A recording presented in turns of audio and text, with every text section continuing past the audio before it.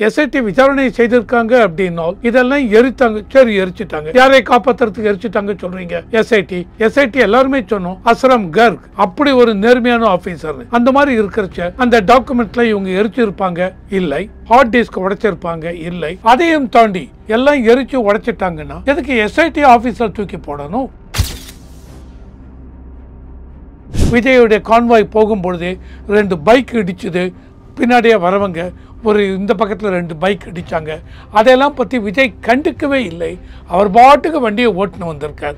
அவங்களுக்கு ஏதாவது உயிருக்கு ஆபத்து ஏற்பட்டிருந்தால் விஜய் என்ன பண்ணுவார்? ஸோ அதனால் தலைவர் பண்பே அவருக்கு விஜய்க்கு கிடையாது இப்படிலாம் சொன்னாங்க. ஸோ இந்த இதெல்லாம் கூட இதில் வரும். ஸோ சிபிஐ இதெல்லாம் விஜய் எடுத்திருந்தானா விஜய் அழிச்சிருப்பாரு. அப்படி விஜய் அழித்தார்னு வச்சுங்க, அது அவருக்கு நீங்க சிபிஐ விசாரணை கேட்கவில்லை. ரிட்டையர்டு சுப்ரீம் கோர்ட் ஜட்ஜு அவர் மூலம் ஒரு இன்வெஸ்டிகேஷன் பண்ணணும் அப்படின்னு கொண்டு போனீங்க. ஸோ கொண்டு போயிட்டீங்களா? அப்பயே நீங்கள் உங்கள் அட்வைசர் என்ன சொல்லிருப்பாங்க, சார் நம்ம அந்த ரெக்கார்டிங்லாம் பார்த்துடலாம் சார் அப்படின்னு. அப்போ உங்களுக்கு இவ்வளோ டைம் இருந்திருக்கு. அந்த ரெக்கார்டிங்கில் அப்பயே உங்களுக்கு எதெல்லாம் அகேன்ஸ்டாக இருக்கும் அப்பயே அழிச்சிருக்கலாம். ஹரிபரியில் இப்போ உட்காந்து எல்லாத்தையும் அடித்து சமயத்து அப்படியே பண்ணீங்களா? சிபிஐ உங்கள் ஆஃபீஸ்க்குள்ளே வந்துட்டாங்களா? ரெக்கார்டிங் இன்வெஸ்டிகேஷன் ஆரம்பிச்சிட்டாங்களா? எதுக்கு பண்ணி எஸ்ஐடி வாசலில் போட்ட மாதிரி ஆஃபீஸ் வாசலில் இங்கேயும் பனையூர் அவங்க ஆஃபீஸ் வாசலில் போட வேண்டிய அவசியம் என்ன? என்ன வேணாலும் நீங்க அழிச்சுக்கீங்க, என்ன சாட்சியை வேணாலும். விஜய் கட்சி அழிச்சுக்கிறீங்களா? அழிச்சுக்கோங்க. எஸ்ஐடி அழிச்சிட்டீங்களா? அழிச்சிங்க. அவங்க அருணா ஜெகதீசன் அவர்கள் நிறைய என்கொயரி எல்லாம் பண்ணாங்க. அதை நாங்க கொடுக்க மாட்டோமா? கொடுக்காதீங்க. ஆனால் சிபிஐ அவங்க இன்வெஸ்டிகேட் பண்ணலாம். இன்வெஸ்டிகேட் பண்றதுக்கு மெயின் கூட்டத்துல கண்டிப்பாக விஜய் அவங்களே கொளுத்தினாங்க அப்படின்னு இன்னைக்கு கொளுத்தி அவங்க வாசல்லையே பனையூர் அவங்க வாசல்லையே போட வேண்டிய அவசியம் இல்லை. அதையும் தாண்டி அவங்க இன்னைக்கே போட்டாங்கன்னா எதற்காக அவங்க வாசல்ல போடணும்? அது எங்கேயோ தூக்கி போடலாம். இவங்க வாசல்லே போட வேண்டிய அவசியம் இல்லை. அதுவும் எரிச்ச உடைச்ச ஹார்ட் டிஸ்க்கு எதுக்கு உங்க ஆபீஸ் வாசல்ல போடுறீங்க? ஸோ அதையெல்லாம் பார்க்கும்பொழுது சிபிஐ அப்பப்போ அவங்கள கேட்கணும். சிபிஐ உங்க என்ன பண்ணீங்க, இன்னைக்கு போனீங்க, என்னென்ன டைரக்ஷன், எதை பார்க்க போறீங்க, யாரை விசாரிக்க போறீங்க? ஓ இப்படியா? இப்போ பனையூரில் இந்த மாதிரி நடந்துருது. எஸ்ஐடியில் 4 நாளைக்கு முன்னாடி என்ன பண்ணீங்க? அப்போ நீங்கள் எஸ்ஐடியில் என்ன பர்பஸ்க்காக எரிச்சாங்க? எஸ்ஐடி கேளுங்க. எல்லா டாக்குமெண்ட்டும் அவங்க கொடுத்துட்டாங்க. எல்லாத்தையும் ரிவ்யூ பண்ணி எல்லாம் இருக்குன்னா அப்போ எரிச்சது ஒன்றுமே இல்லை, ஃபேக். அது விஜய் பண்ண வேண்டிய அவசியம் இல்லை. அப்படி பண்ணியிருந்தான்னு வச்சுங்க, கண்டிப்பாக சந்தேகத்தின் வளையத்துக்குள்ள அவர் வருவார். ஏன்னா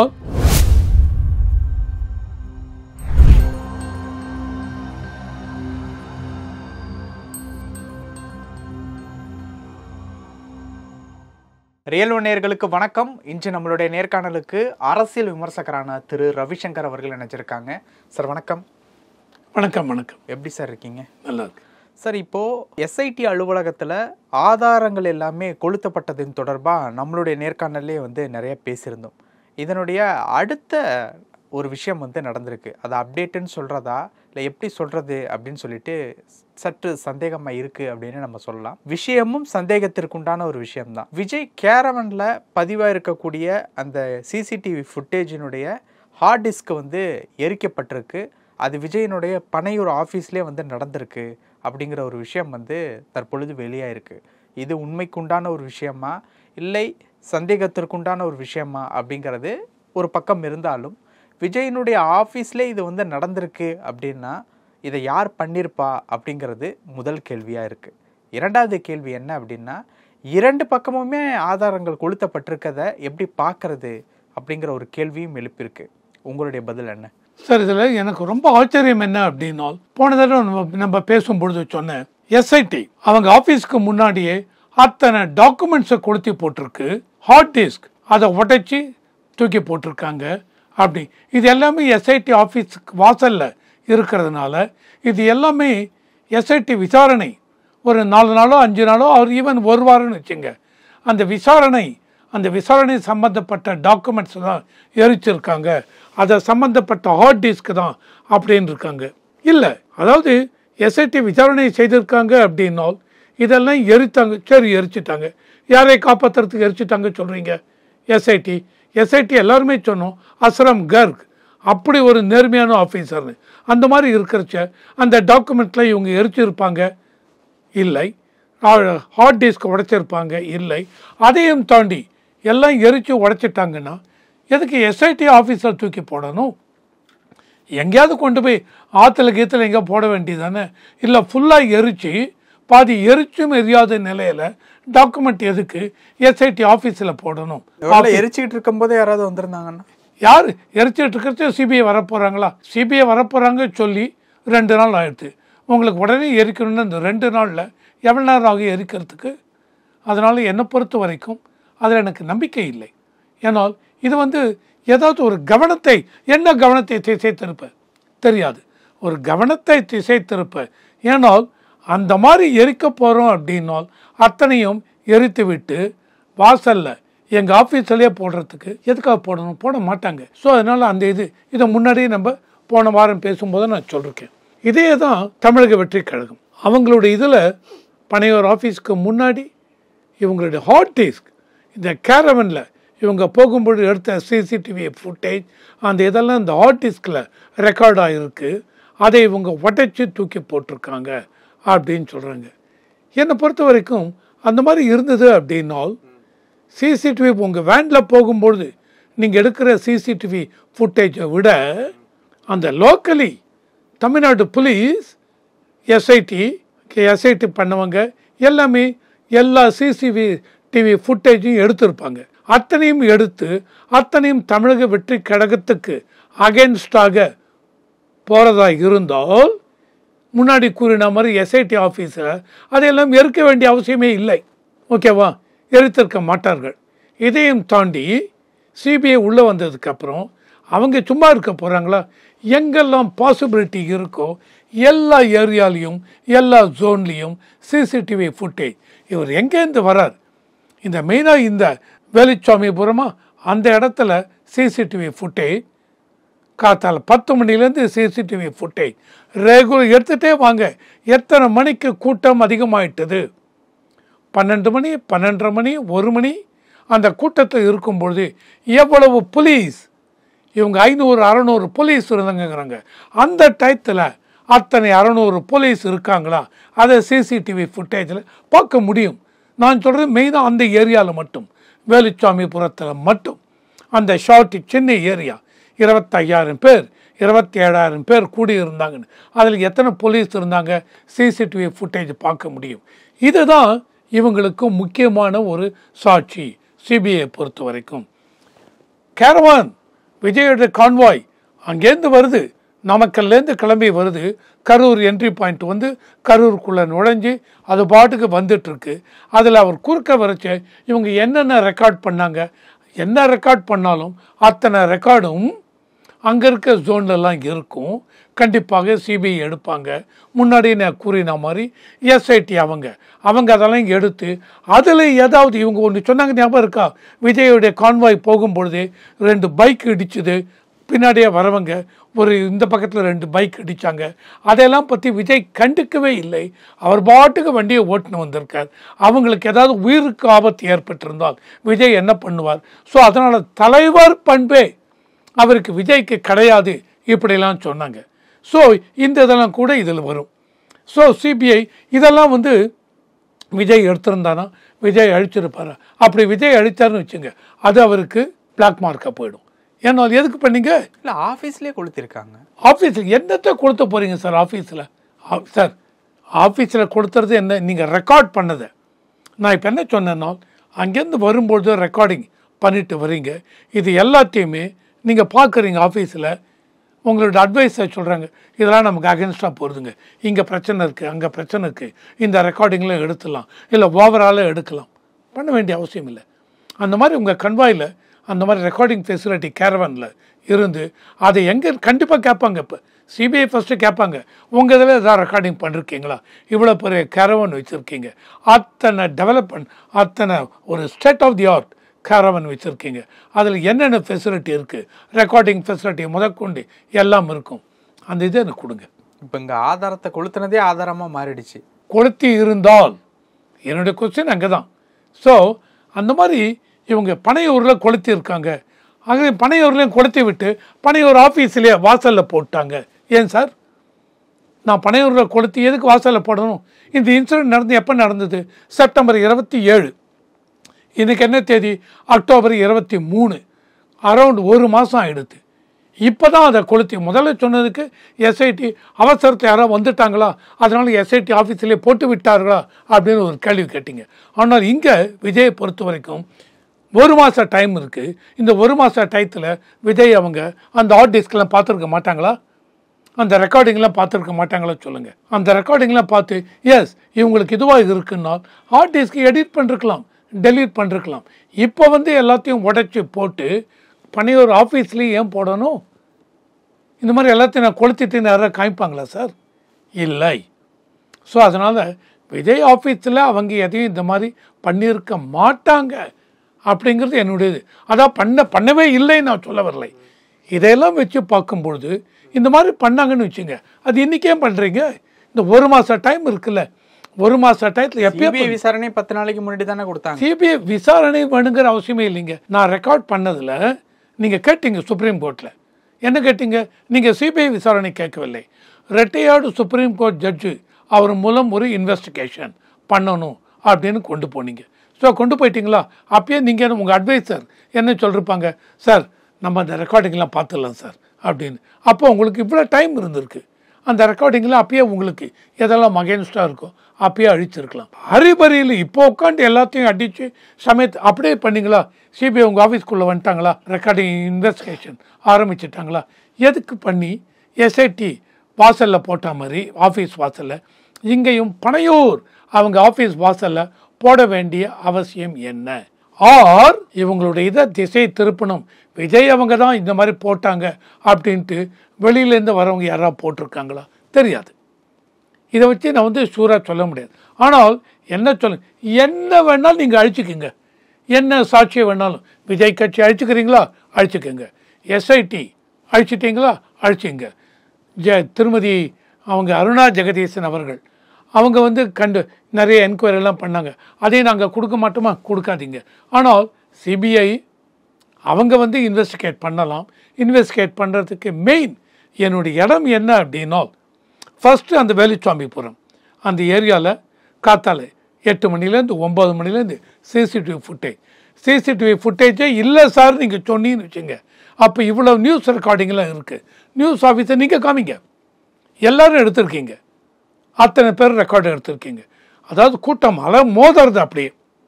எத்தனை மணிக்கு? 10 மணிக்கா 12 மணி? நீங்கள் சொல்லிட்டீங்க 12 மணிக்கே கூட்டம் வந்துடுது. விஜய் அஃபீஷியல்ஸ், டிவிகே அஃபீஷியல்ஸ் விஜய்க்கு ஃபோன் பண்ணி சொன்னாங்க அப்படின்னே போலீஸ் சொல்கிறாங்க. அப்போது 12 மணிக்கே கூட்டம் வந்துடுதா? அப்போ எவ்வளோ கூட்டம் இருக்குது? ரெக்கார்டிங்கை கொடுங்க, சிபிஐ பார்ப்பாங்க. ஆமாம் இவ்வளோ கூட்டம் இருக்குது. சரி இவ்வளோ கூட்டம் இருக்குது, இதில் எத்தனை போலீஸ்? 500-600 பேர் இருக்கீங்க. நீங்கள் 600 பேர் இருக்கீங்களா? சரி, எந்த சமயத்தில் உள்ளுக்குள்ளே நெரிசல் ஏற்பட்டது? 7:20க்கு மேலேயே என்னமோதான். அது வரைக்கும் நெரிசல் ஏற்படவில்லை. அப்போ அது வரைக்கும் கூட்டம் ஒழுங்கு அத்தனை கூட்டம் இருந்தும் நெரிசல் ஏற்படவில்லை. ஏன் அவ்வளோ கூட்டம்? ஏன்னால் நம்ம சொல்கிறது எல்லாமே இந்த நெரிசல் இயற்கையாக ஏற்பட்ட ஒன்று அப்படின்னு இருந்தால் 12 மணிலிருந்து மக்கள் 27,000 பேர் 30,000 பேர் அமைதியாக அந்த இடத்துல இருக்காங்க. 7:20க்கு மேலே அப்பயே அதே கூட்டம்தான். என்ன காரணம்? எதுக்காக ஒரு நெரிசல் ஏற்பட்டது? அப்போ இவங்க என்ன சொன்னாங்க, அங்கே ஜெனரேட்டர் ஓடிட்டு இருந்தது, அது ஆஃப் பண்ண உடனே இருட்டில் கூட்ட நெரிசல், இவங்களை காணும் அவங்கள காணும், யாரோ அகிலான்னு ஒரு சின்ன குழந்தைய என்னமோ அப்படி இப்படின்னாங்க. அதில் வந்த இதில் கூட்டம் பவரும் போயிடுத்து. இது எல்லாமே ரெக்கார்ட் ஆகிருக்கும். இதெல்லாம் ரெக்கார்டர் பவர் போயிடுத்துனால் அந்த ஜெனரேட்டர் எதுக்கு வச்சுங்க? அங்கே சுற்றிற பவர் இருக்குது, ஜெனரேட்டர் எதுக்கு வச்சுங்க? அதாவது எக்ஸ்ட்ரா பவர். அந்த ஜெனரேட்டரை ஆஃப் ஆகிடுத்து. அப்போ மற்ற லைட்லாம் இருக்கா இல்லையா? அந்த சமயத்தில் மற்ற லைட்லாம் இருந்தால் வேலுச்சாமிபுரம் ஏரியாக்குள்ளே மட்டும் வெளிச்சம் இல்லையா? அப்போ வெளிச்சம் இல்லைன்னா கூட்டத்தில் கண்டிப்பாக ஒரு பதட்டம் இருக்குங்க. அந்த பதட்டத்தினால் நெரிசல் ஏற்பட்டதா? அப்போ இது இயற்கையான இதுதானா அப்படின்னா, இயற்கையாக ஏற்பட்டதுன்னா யாருக்கும் எந்த இதுவும் இல்லைங்க. விஜயை பொறுத்த வரைக்கும் தலைவர் லேட்டாக வந்தாங்க அவ்வளோதாங்க, அதனால் அதில் இஷ்யூ இல்லைங்க. இனிமேட்டு லேட்டாக வராதிங்க சொல்லிட்டீங்க, எஸ்ஓபி கொண்டு வாங்க, ஸ்டாண்டர்ட் ஆப்ரேட்டிங் ப்ரொசீஜர், எல்லாருமே தலைவர்கள் இந்த டயத்துக்குள்ளே போகணும்னு சொல்லுங்கள். ஆனால் நம்ம இந்தியாவில் 75 வருஷம் எப்போ பார்த்தாலும் எல்லா கட்சியும், தமிழ்நாடு மட்டும் இல்லை வெளி மாநிலம் எல்லா கட்சியிலுமே தலைவர்கள் லேட்டாக தாங்க வராங்க. ஏன்னா ஒவ்வொரு இடத்துல கவர் பண்ணி வரைச்ச அந்த இடத்த மக்கள் இன்னும் பேசுங்க அப்படிம்பாங்க. ஸோ டைம் போகிறதே தெரியாது, இதனால் லேட் ஆகும். இப்போ கொளுத்தப்பட்ட இந்த விஷயத்தை எப்படி சார் பார்க்குறது? யார் கொளுத்தினாங்க, என்ன பர்பஸ் கொளுத்தினாங்க? விஜய் அவங்களே கொளுத்தினாங்க அப்படின்னும் இன்றைக்கி வந்து கொளுத்தி அவங்க வாசல்லையே, பனையூர் அவங்க வாசல்லையே போட வேண்டிய அவசியம் இல்லை. அதையும் தாண்டி அவங்க இன்றைக்கே போட்டாங்கன்னா எதற்காக அவங்க வாசலில் போடணும்? அது எங்கேயோ தூக்கி போடலாம், இவங்க வாசல்லே போட வேண்டிய அவசியம் இல்லை. அதுவும் எரிச்ச உடைச்ச ஹார்ட் டிஸ்க்கு எதுக்கு உங்கள் ஆஃபீஸ் வாசலில் போடுறீங்க? ஸோ அதையெல்லாம் பார்க்கும்பொழுது இவங்க பண்ணியிருப்பாங்க அப்படின்னு எனக்கு நம்பிக்கை இல்லை. அதையும் தாண்டி இவங்க பண்ணியிருந்தாங்கன்னா என்னை பொறுத்த வரைக்கும் அது really foolishness on their part. ஏன்னால் நீங்கள் உடைங்க, மற்ற இவங்க எஸ்ஐடி இவங்க பண்ணாங்களா, அவங்க டாக்குமெண்ட்லாம் கொடுத்துட்டு பார்க்குறாங்க, ஹார்ட் டிஸ்கில் அவங்க கொடுத்துட்டு இல்லை அவங்களும் உடைச்சிட்டாங்க, எல்லாரும் உடைச்சிட்டிங்க, என்ன பரஸ்க்கு உடைச்சிங்க, எஸ்ஐடியும் உடைச்சிருவாங்க, நீங்களும் உடைச்சிருவீங்க. அப்போ எதை மூடி மறைக்கிறீங்க? அப்போ சிபிஐ வளையத்துக்குள்ள பல கைதுகள் நடக்கும் அப்படிங்கிற மாதிரி. கண்டிப்பாக நான் முன்னாடி போன தடவை பேசும்போது சொன்னேன், 4 நாளைக்கு முன்னாடி சிபிஐ பொறுத்த வரைக்கும் நீங்கள் ஒரு கேள்வி கேட்டீங்க சார், அப்போ இந்த மாதிரி இவங்க வேணும்ட்டே யார் இந்த எஸ்ஐடி ஆஃபீஸில் இந்த மாதிரி பண்ணாங்க, எதுக்காக உடைச்சாங்க, அவங்க மேலே ஆக்ஷன் எடுப்பாங்களா சிபிஐ? கண்டிப்பாக எடுப்பார்கள். ஏன்னா சிபிஐ என்ன ஆக்ஷன் எடுக்கிறாங்க, என்ன டைரக்ஷனில் போகிறாங்க அப்படின்னு அதை மேற்பார்வை பண்ணுவதற்குத்தான் சுப்ரீம் கோர்ட் அந்த அஜய் ரஸ்தோகி அப்படின்னு ரிட்டையர்டு ஜட்ஜ், அவர் கீழே 2 ஐபிஎஸ் கேடர், அந்த 2 ஐபிஎஸ் கேடரும் தமிழ்நாடு பேஸ்ட் ஐபிஎஸ் கேடர். ஆனால் தமிழ்நாடு நேட்டிவ்க்கு இவங்க இல்லை, தமிழை சேர்ந்தவர்கள் இல்லை, Tamil Nadu based Tamil Nadu IT cadre, IPS, IG cadre, inspector general of police, அவங்க 2 பேருக்கு கமிட்டி, அந்த 3 பேர் கொண்ட கமிட்டி இவங்க தான் மானிட்டர் பண்ணுறாங்க சிபிஐயை. சிபிஐ அப்பப்போ அவங்கள கேட்கணும், சிபிஐ உங்கள் என்ன பண்ணீங்க, இன்றைக்கி போனீங்க, என்னென்ன டைரக்ஷன், எதை பார்க்க போகிறீங்க, யாரை விசாரிக்க போகிறீங்க? ஓ இப்படியா, இப்போ பனையூரில் இந்த மாதிரி நடந்துருது, எஸ்ஐடியில் 4 நாளைக்கு முன்னாடி என்ன பண்ணீங்க, அப்போ நீங்கள் எஸ்ஐடியில் என்ன பர்பஸ்க்காக எரிச்சாங்க, எஸ்ஐடி கேளுங்க, எல்லா டாக்குமெண்ட்டும் அவங்க கொடுத்துட்டாங்க, எல்லாத்தையும் ரிவ்யூ பண்ணி எல்லாம் இருக்குன்னா அப்போ எரிச்சது ஒன்றுமே இல்லை, ஃபேக் அது எல்லாம் இல்லை. எஸ்ஐடி எங்ககிட்ட ஒன்றுமே இல்லை டாக்குமெண்ட்னா கொஸ்டின் பண்ணுங்கள் எஸ்ஐடியை. எவ்வளோ நாள் பண்ணீங்க? 7 நாள் பண்ணனா சரி, ஏன் உங்ககிட்ட ஒன்றும் இல்லை, எல்லாத்தையும் ரெக்கார்ட் பண்ணுவீங்களே அதெல்லாம் கொடுங்க. இல்லை எல்லாம் எரிந்து போய்விட்டுனா எப்படி எரிஞ்சுது, அப்போ கொஸ்டின் வரும். இல்லை சார் எல்லாத்தையும் கொடுத்துட்டோம், இதான் இந்த ஹார்ட் டிஸ்க் எல்லாம் இருக்குது, அப்போது அதெல்லாம் சும்மா ஃபேக், சும்மா கவனத்தை திசை திருப்பதற்கு இது பண்ணாங்க. அப்போது முன்னாடியே சொன்ன மாதிரி இல்லை சார் இது நடந்திருக்கு, எங்கிட்ட டாக்குமெண்ட்டில் இல்லைன்னா அப்போது யார் பர்மிஷன் கொடுத்தாங்க, எதுக்காக கொடுத்தாங்க, எதுக்காக எரிச்சிங்க, எதை மூடி மறைக்க பார்க்கிறீர்கள், இது கொஸ்டின். இதே தான் கொஸ்டின் விஜய்க்கும் வரும். ஸோ இவங்க என்ன சொல்லுவாங்க, இப்போ ரிப்போர்ட் பண்ணவங்க மேலே இல்லை விஜய் ஆஃபீஸ் வாசலில் இந்த மாதிரி கடந்து செக் பண்ணுங்கள், உண்மைதானா பொய்யா. இப்போ நான் சொன்ன மாதிரி விஜய் பண்ண வேண்டிய அவசியம் இல்லை, அப்படி பண்ணியிருந்தான்னு வச்சுங்க கண்டிப்பாக சந்தேகத்தின் வளையத்துக்குள்ளே அவர் வருவார். ஏன்னா எல்லாமே ரெக்கார்ட் ஆகிருக்குங்க, எஸ்ஐடி எடுக்கிறாங்க, ஃபுல் ஏரியா ரெக்கார்ட் ஆகுது, சிசிடிவி எல்லாமே. இவங்க பத்திரிகைகள் ரிப்போர்ட், நீங்கள் என்னத்தை எரிக்க போகிறீங்க விஜய், அப்படி ஏதோ எரிச்சாலும் விஜய் கேட்பாங்க என்ன எரிச்சு உங்கள் ஆஃபீஸில் இவ்வளோ இருக்கு, ஒன்றுமே இல்லை சார், உங்கள் கேரபின் ரெக்கார்டிங் ஃபெசிலிட்டி இருக்கு சார், கொண்டாங்க, என்ன ரெக்கார்ட் பண்ணுங்க, ஹார்ட் டிஸ்க் இவ்வளோ. என்ன தேதிக்கு செப்டம்பர் 27, நமக்குலேருந்து எப்போ உள்ளே வந்தீங்க, செப்டம்பர் 27 சாயங்காலம் 7 மணிக்கு உள்ளே வரேன், 7லேருந்து வர வழி பூரா ரெக்கார்ட் பண்ணுறீங்களா, எல்லாத்தையும் காமிங்க, கரூருக்குள்ளே வந்ததுக்கப்புறம் காமிங்க, எனக்கு போதும், மற்றெல்லாம் ஒன்றுமே வேண்டாம், எல்லாத்தையும் நான் பார்க்க வேண்டாம். கரூருக்குள்ளே வந்ததுக்கப்புறம் எப்படி வண்டி உள்ளே வருது, வேறு ஏதாவது ஆக்சிடென்ட் எதாவது ஆகுதா, இதையும் தாண்டி 7:20 வந்ததுக்கப்புறம் உங்கள் இதை ரெக்கார்ட் ஆகுது எல்லாம். அப்போது அதில் ஏதாவது டைம் மிஸ் ஆனால் சார் 6:30 மணிக்கு வந்ததுக்கப்புறம் 7:15 தான் ரெக்கார்டிங் இருக்குது, அப்போ நடுவில் 45 மினிட்ஸ் என்னாச்சு அந்த இதெல்லாம் கொஸ்டின் பண்ணுவாங்க. ஸோ இதெல்லாம் பண்ணிவிட்டு அவங்க இல்லை இதுவும் சும்மா ஃபேக்கு தான், இவங்க பண்ணவில்லை அப்படின்ட்டா சிபிஐ அந்த மானிட்டரிங் கமிட்டிக்கு சொல்லுவாங்க, இல்லைங்க எல்லாத்தையும் பண்ணியாச்சுங்க, நாங்கள் தரவாக இருக்கோங்க, என்ன லைனில் போகணும், மேலே மானிட்டரிங் கமிட்டி யார் யாரை பண்ணிங்க, டாக்டர்ஸ் போஸ்ட்மார்ட்டம் பண்ணாங்க, எவ்வளோ பேர் பண்ணாங்க, அவங்கள இன்டர்வியூ பண்ணுங்க டாக்டர்ஸை. அந்த டாக்டர்ஸ்க்கு துணையாக எந்தெந்த நர்ஸ் இருந்தாங்க, டாக்டர்ஸ்க்கு துணையாக எத்தனை அட்டெண்டர்ஸ், அவங்க தான் ஸ்டிச் பண்ணி இது பண்ணி எல்லாத்தையும் இது பண்ணி கொடுக்கறது. அது என்னென்ன கெமிக்கல்ஸ் யூஸ் பண்ணாங்க, அத்தனை இது அவ்வளோ பேரும் பண்ணுங்க. இது எல்லாரையும் வளையத்துக்குள்ளே கொண்டாங்க. இதெல்லாமே வளையத்துக்குள்ளே கொண்டு வர்றாங்களா இல்லையா, அப்படி அத்தனையும் இவங்க மானிட்டரிங் கமிட்டிக்கு சொல்லணும். இவ்வளவு தீர்க்கை இவ்வளவா இருக்கும்பொழுது எந்த விதத்துலையும் இங்கே எரிச்சாங்க அங்கே எரிச்சாங்க ஒன்றும் ஆகாது சார். எந்த விதத்துலையும் இந்த சிபிஐ உள்ளே கொண்டு வர விசாரணை எந்த விதத்துலையும் தடம் மாறி போவதற்கு வாய்ப்பு இல்லை. பல விஷயங்கள் பேசியிருக்கோம். நேரத்துக்கு ரொம்ப நன்றி சார். நன்றி.